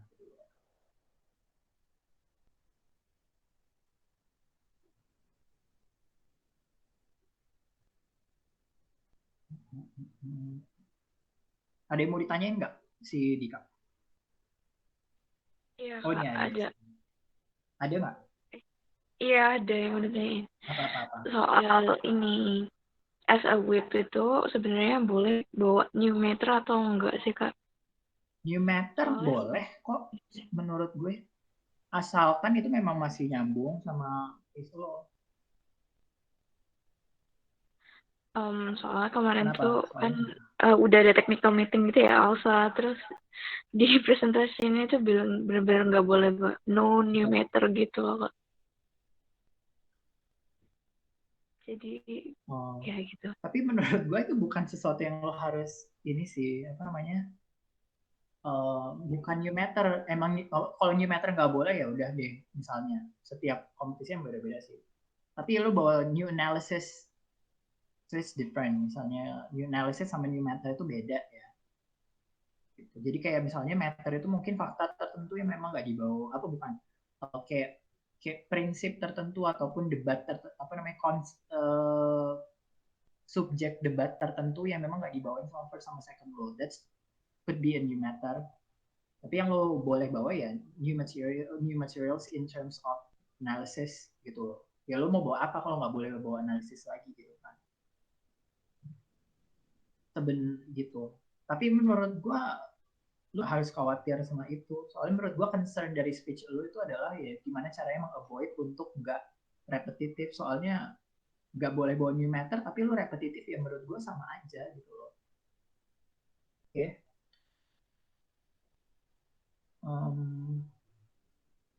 Oh terus menurut gue ada rebuttal yang bisa bawa lagi. Menurut gue ini kayak dari second speaker ya government itu kayak agak asumtif sih ngomongnya. Kayak ngomong masalah demokrasi itu bakal terdiminish. Jadi kayak lu itu menjadikan mereka tuh slave of your countries dan lain-lain gitu. Itu kayak it's not the debate gitu loh. Kalau misalkan lu ngomongin masalah which one yang memang bakal kasih value of democracy even more, itu adalah team of opposition lo bisa bilang kayak gitu. Karena kita ngasih options to individuals. Kita ngasih time mereka untuk berpikir gimana, untuk time untuk taking a decisions kayak gitu loh. Therefore we have kayak campaign. Therefore we have socializations and stuff kayak gitu when it comes to misalnya voting ataupun apa, karena kita mau ensure everyone itu informed well, so this is what we agree with gitu, dimana mereka inform, mereka bisa kayak taking decision and get vaccine kalau misalkan mereka mau, if they don't ya udah they nggak apa-apa, they want to keep it, that means that they are responsible enough with that capability gitu misalnya gitu. Makanya discrimination point itu lebih oke di oppositions gitu sih. Oke. Ada yang mau nanya lagi nggak? Siapa aja? Menurut gue Dika itu udah. Menurut gue work on your rebuttals ya. Menurut gue kayak agak problematik kalau misalkan lo nggak ini apa namanya nggak kasih sesuatu yang kontributif di debatnya dan push yourself untuk kasih itu. Soalnya menurut gue nanti gimana ya? Kayak lo nanti dianggap nggak kontributif gitu di debatnya. Ada yang mau nanya nggak?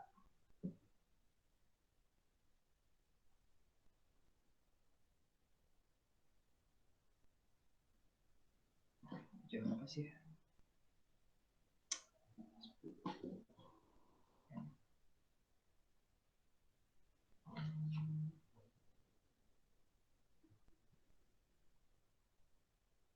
Guys, any questions? Kak, tapi kayaknya udah pernah dijawab deh. Kalau misalnya ini in the context both government atau opposition tuh ngedefine motionnya tuh salah. Terus tuh government salah, terus government salah kayak ini kayaknya bukan ini deh maksudnya. Terus kita as opposition kita lebih baik kayak buat new yang baru lagi atau ngikutin mereka sih Kak sebenarnya. Oh iya kayak udah pernah gue jawab deh. Oh ya udah nggak apa-apa lagi deh. Ini gue jawab lagi. Ya tetap ngikutin dia. Kira-kira kalau misalnya masih bisa diikutin ikutin aja. Tapi tetap di-clarify seharusnya debatnya nggak kayak gitu. Gitu aja sih. Tapi kalau misal governmentnya misalnya lawan kita kayak tetap kekeh kalau oh enggak lo kita yang bener gitu itu gimana? Ya lo kekeh aja juga. Jangan mau kalah. Soalnya kan lo tahu yang benar.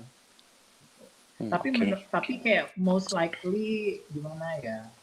Debat-debat sekarang nggak tahu sih gue kayak lately gue kalau ketemu tim yang jelek juga sekarang itu jarang banget yang kayak ini sih yang kayak kekeh banget gitu, soalnya mereka juga pasti mau menangin masalah engagement kan, pasti mau nggak mau juga engage kasus kalian. Jadi kayak semoga aja nggak ada yang kayak lawan kalian yang sendablek itu deh gitu. Jadi ya hopefully ya sih, apalagi kalau misalkan kalian mau nanya case juga nggak apa-apa, ada Oh iya. Eh, Actually aku tuh kayak susah banget loh kalau ketemu case tentang ekonomi gitu. Nggak tahu Oh, kenapa. mau debat masalah ekonomi.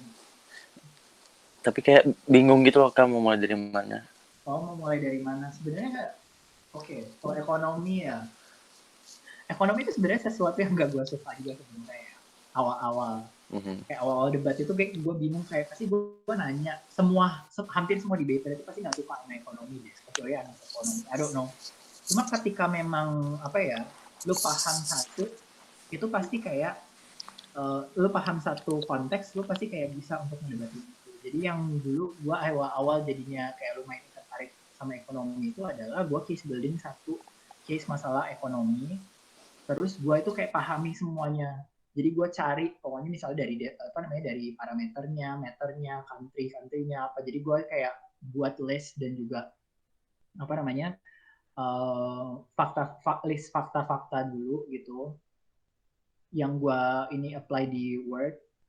Terus gue kayak ya nggak diapalin sih ya, cuma gue summarize aja gitu yang penting apa yang kayak gue envision kira-kira debat macam kayak gini, debat konteks ataupun kayak tema ini kira-kira bakal ngomongin apa. Atau lu cari motion aja masalah ekonomi, terus lu kayak case build sendiri dan cari-cari sendiri itu.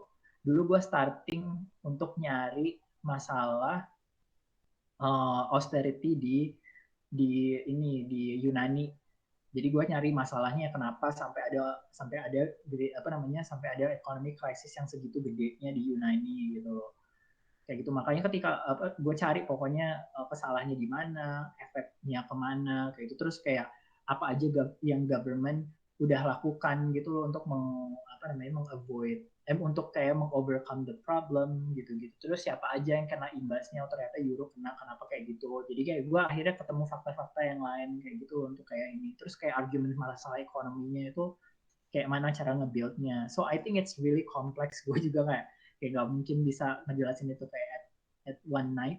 Tapi menurut gue caranya adalah satu, itu kayak cari aja dulu yang paling lo interested banget untuk cari, untuk kayak interested banget, kayak lu pingin banget kayak tahu itu gitu loh, lu cari tahu ya, kayak holistically. Nanti kalau misalkan lu debat masalah itu kayak pasti lu much more apa namanya, much more understanding gitu deh masalah itu sih tips dari gue kalau misalnya pengen tahu. Itu intinya ya baca, mau mau starting dari mana. Kalau dulu coach gue marahin gue dulu karena gue nanya itu, ya lu baca semuanya anjir, kata dia kayak gitu ya.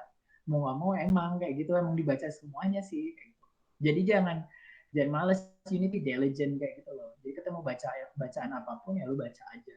Soalnya dulu gue juga sempat nanya, lu baca apa sih Mbak, gue nanya. Ya gue baca semuanya, lu baca aja semuanya, baca di berita, baca di jurnal kayak gitu.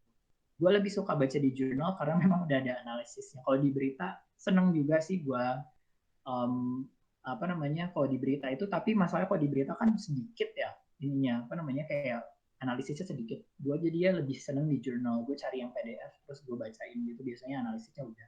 Tapi biasanya kayak ada yang kayak 100 lembar 200 lembar kayak itu, kayak gue ada males kan bacanya. Jadi biasanya gue ngeliat tabel kontennya dulu aja, kira-kira mana yang membuat gue menarik, membuat gue tertarik untuk baca. Jadi ya I'll prioritize to that dulu. Atau lo cari debat-debat masalah ekonomi, debat-debat apa namanya, orang motion ekonomi gitu biasanya banyak sih. Apa namanya, lo lihat apa motion WUDC kemarin tuh ada motion masalah ekonomi, lo lihat aja. Terus lo kayak transkrip apa namanya, argumentsnya. Jadi kalau misalkan lo ketemu motion yang sama ataupun similar, lo bisa pakai argumentsnya gitu. Atau apalagi ya, itu sih kalau menurut gue. Tapi kesini-sini gue kayak lumayan suka malah jadi ya ekonomi. Soalnya ekonomi itu argumennya praktikal banget. Awal-awal gue nggak suka ekonomi karena argumennya praktikal dan gue tuh males baca kan dulu awal-awal. Jadi kalau sekarang kayak karena memang udah ada insentif mau baca, jadi menurut gue kayak ekonomi itu malah bukan lebih gampang sih. Jadi kayak sekarang bukan lebih mudah menurut gue sekarang, tapi paling enggak karena gue udah kayak lumayan investing untuk baca hal yang kayak gitu dan lumayan tertarik, jadi lebih gampang gitu loh. Argumennya tuh real banget gitu loh jadinya, dibandingin kayak debat-debat kayak gini. Ini sebenarnya gue kayak debat-debat kayak gini kayak hypothetical tuh malah jadi agak lebih nggak suka gitu. Nanti kita coba deh masalah ekonomi dan lain-lain. Nanti gue kasih tahu kira-kira kita mau bahas ekonomi yang kayak mana. Jadi lo orang nanti research dulu bisa. Soalnya menurut gue agak susah sih kalau nanti nggak research nanti debatnya jelek. Tapi nanti kalau misalnya lomba kalian nggak boleh research ya. Just building aja. Oke. Ada pertanyaan lagi nggak?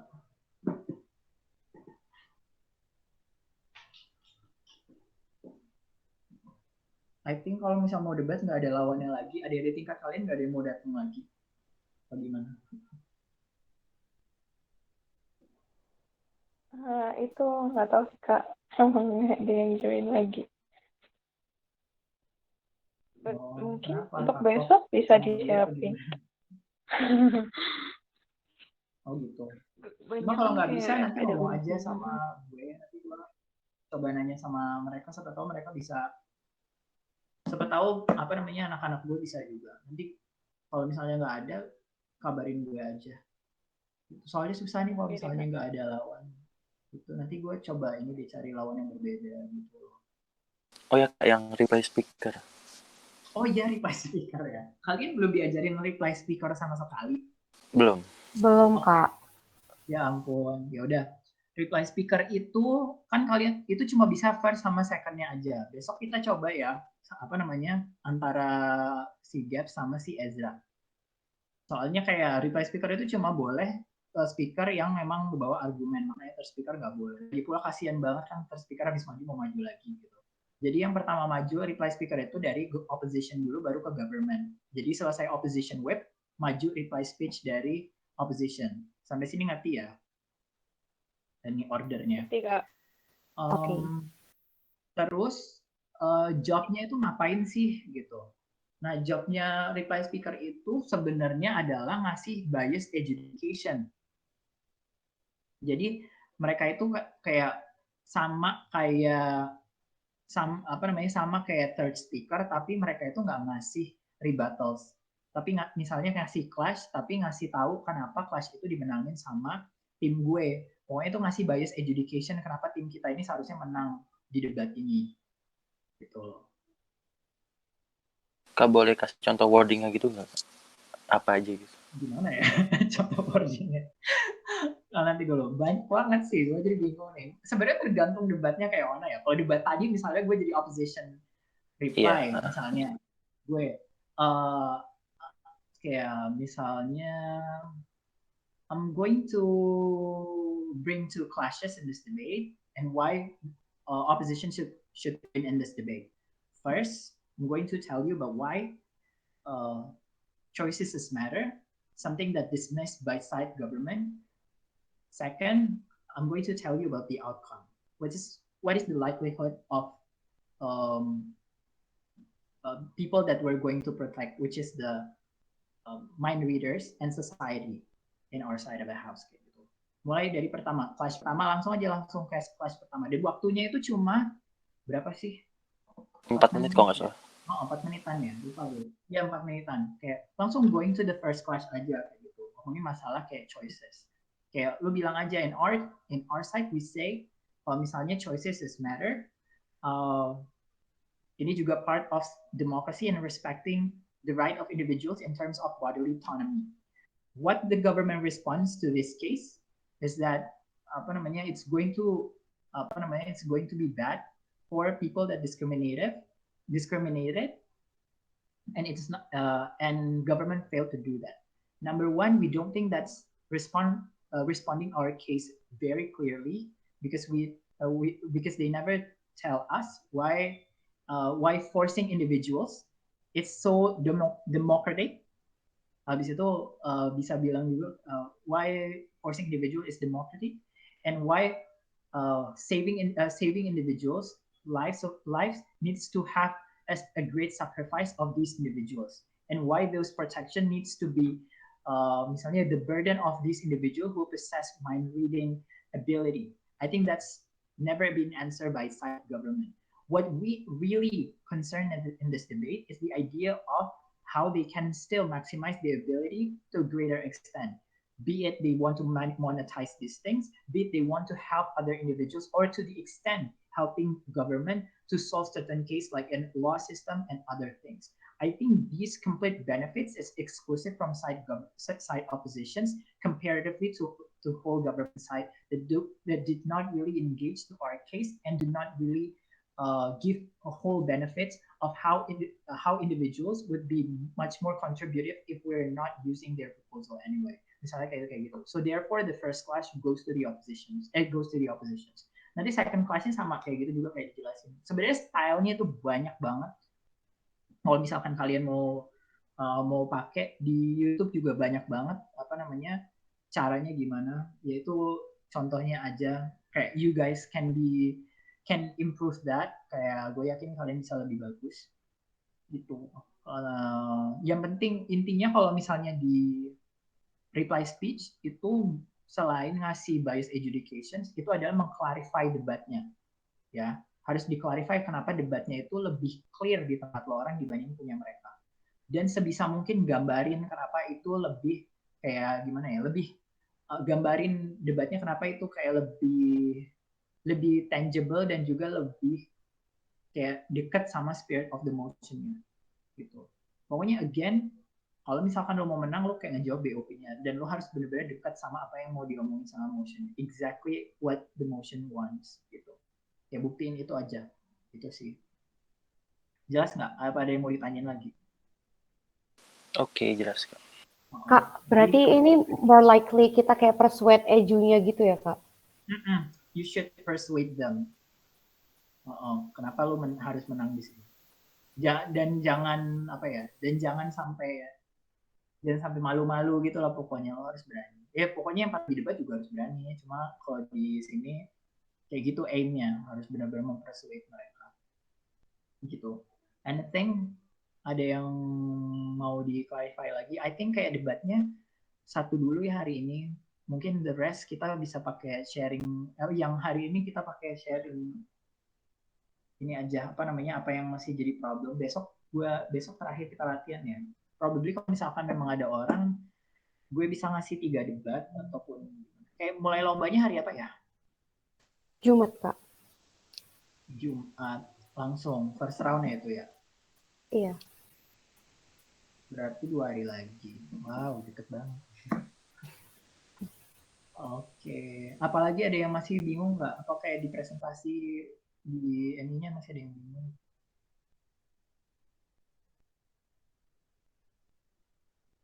Dan lo mau nanyain? Wait Kak.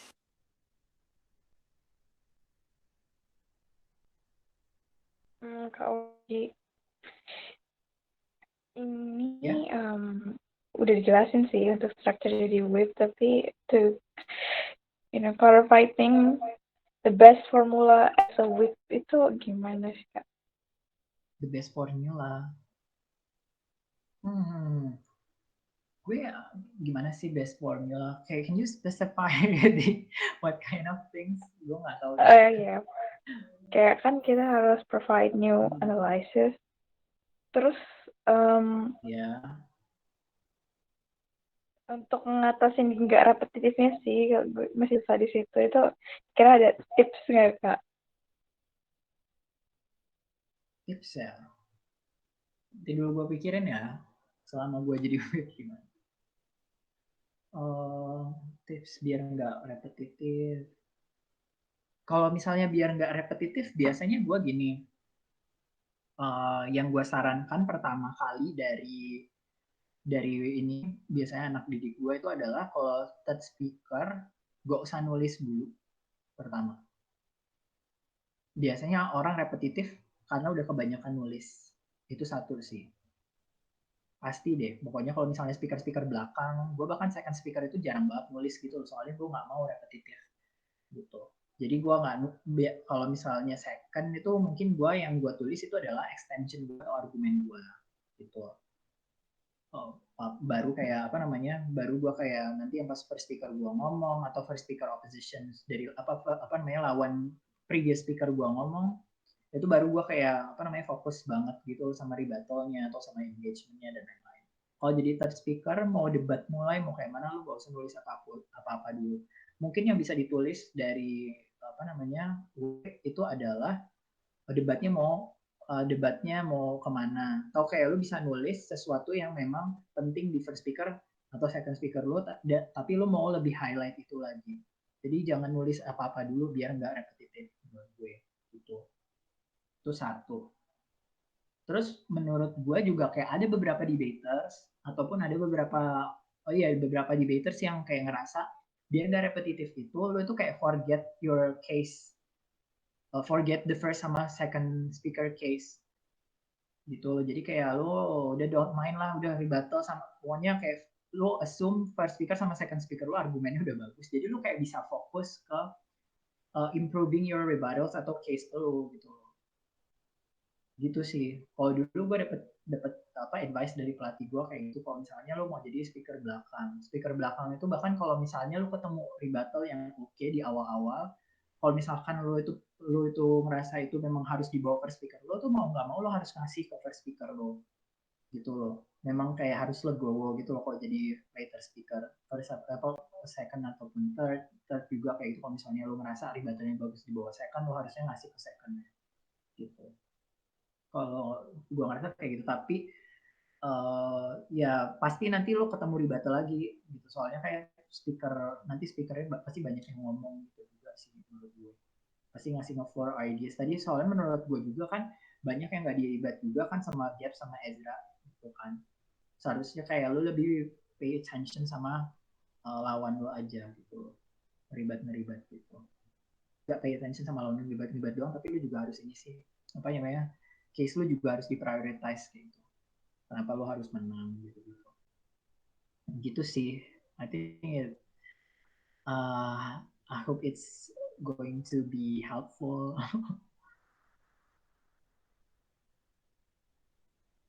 Ya gimana Dika, ada yang mau ditanyain lagi nggak? Untuk sekarang masih belum sih Kak. Oke, semoga ini ya apa namanya ya latihan aja terus. I mean kayak kemarin kan gua kasih video ya sama lo, itu coba ditranskrip aja. I mean kayak ketika lo punya strukturnya itu jadi lebih gampang juga gitu lo nge-fill in isi-isinya. Soalnya ya gitu. Whip itu harus lebih sensitif, harus lebih responsif. Dan menurut gue it's possible karena waktu lo lebih banyak dibandingin speaker yang lain. Seharusnya lo bisa ketemu banyak hal lebih dibanding yang lain sih. Gitu.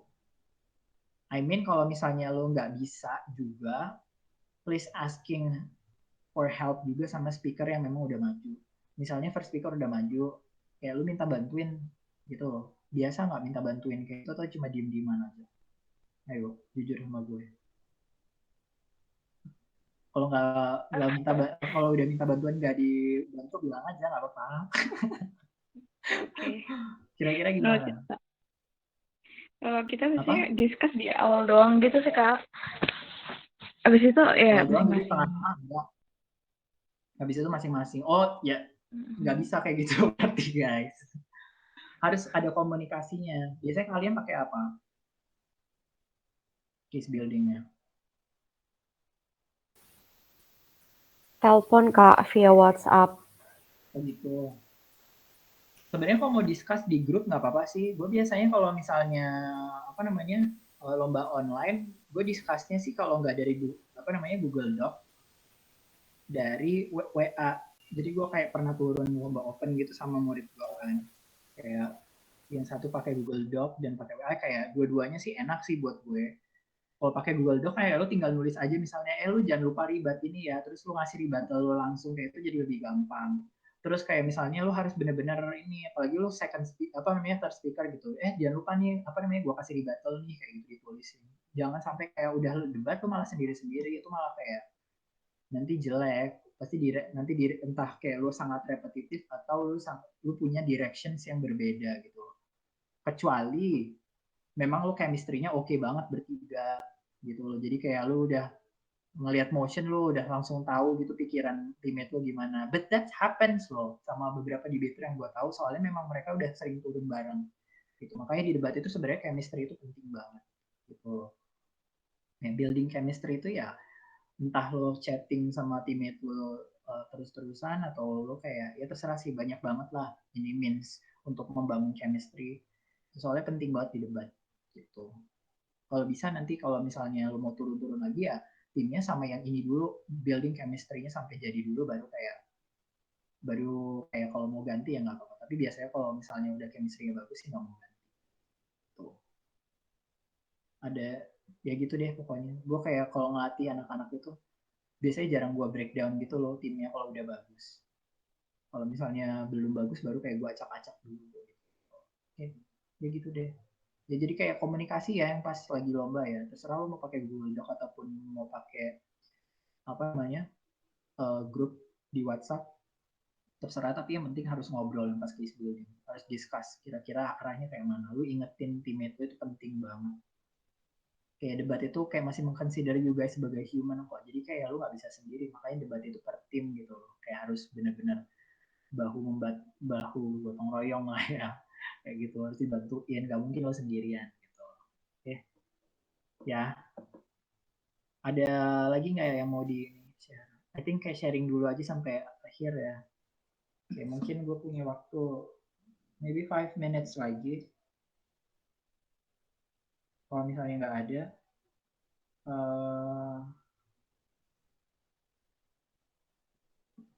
ada lagi nggak? Kalau nggak ada ya, I think we should end now.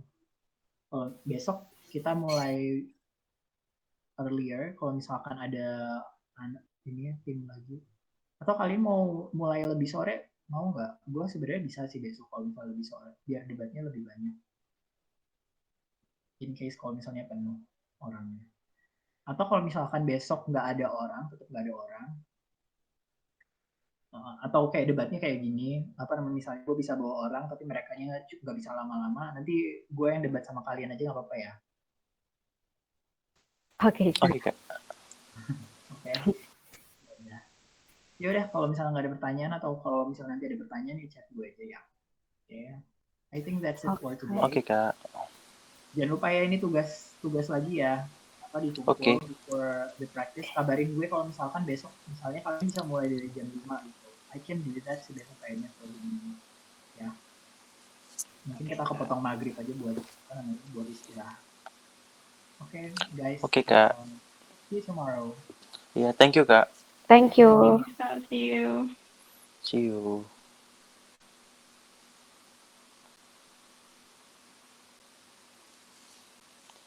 Da, da, da, da.